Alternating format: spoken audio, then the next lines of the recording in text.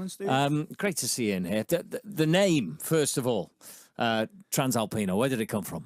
Transalpino was a student travel agency set up, I think it was set up in the 60s, but in the late 70s when Liverpool and Everton fans and, you know, Man United fans were going abroad to see the teams, you could buy a student travel ticket, which, you know, it was about 11 quid to get you to Ostend, but bits of skullduggery went on, and with a bit of brake fluid or an ink rubber, the destination could be changed to Prague or Frankfurt or Vladivostok, if you like. So, what are you suggesting, Jockey? Well, kids got all the travels all around Europe relatively cheaply. And from there it was gone. So kids were coming back with trainers back then, the late 70s, early 80s. So collectors nowadays realised that the kids who travelled on Transalpino back then were the ones who were first bringing the trainers back, because back then you could only get certain types of trainers in this country because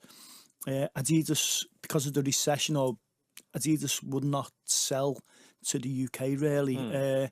Trainers back then were used for that purpose, training for sport, and until these kids started bringing them back on trips abroad, they became a fashion accessory. Did it strike a chord with you back then? I mean, the brand itself wasn't launched till when?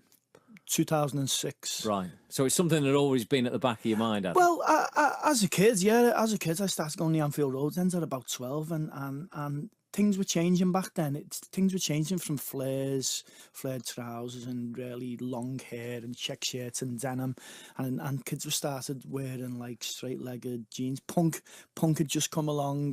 David Bowie had an influence, Brian Ferry, and things were changing. I was just in my teenage years then, so yeah, I was looking around at what kids were wearing and that, and things evolved from that. So a few years later,